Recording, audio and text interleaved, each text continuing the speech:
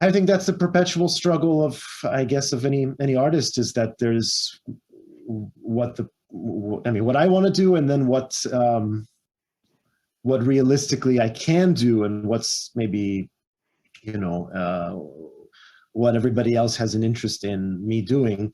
And, you know, I try to find ways to make it line up as much as possible, but it's always a balance. I find it's always a balance, because it's not realistic to just say, well, I just will play only what I want to play and everybody else can just deal with it. I mean,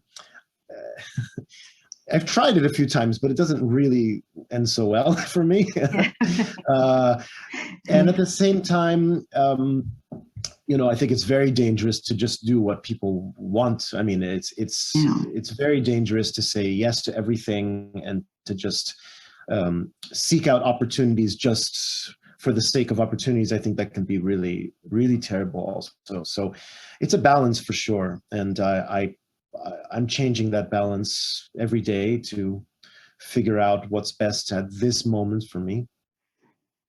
Yeah, because this is also something that I think if the artists themselves don't make the or take the control of what you are playing and what you are offering the audience, then the audience will never, you know, will always be fed the same music or the same things. And it's you as the artist who are, it's your responsibility really to educate the audience when about the music, or not educate. I mean, offer the music to the audience so that we can hear new things and experience new things. Right. Right. No, and I think, you know, sometimes we think about, like, I mean, I think Beethoven, for instance, often uses an example of somebody who was, you know, so revolutionary and so uncompromising, and you know, that's sort of the image we see, and you know, his face on statues and, you know, whatever famous portraits and whatnot.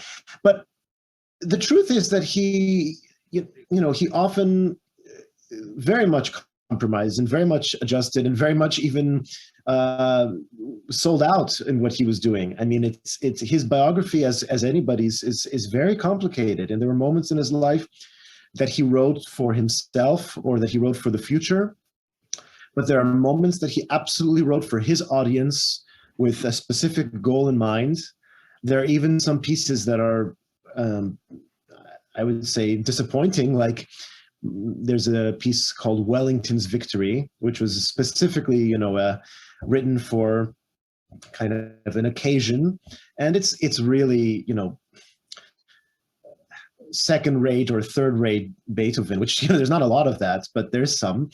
And you know, it just goes to show that even somebody like him, he was, I think, very conscious of the fact that he cannot just write for himself and for his ideals. He also very much wrote for his public sometimes, and I think that's what makes him such an unbelievable figure, because he did both, and because he was so human in that sense.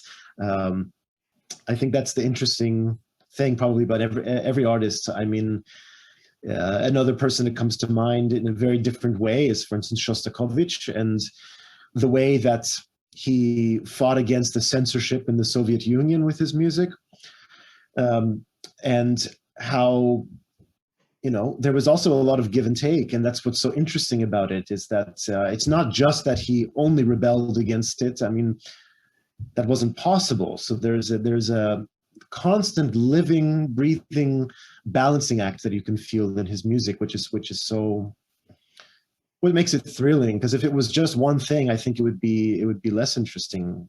I think, I don't know. I always like the rebels. I think that it's the rebels that change the world a little bit, you know. So it's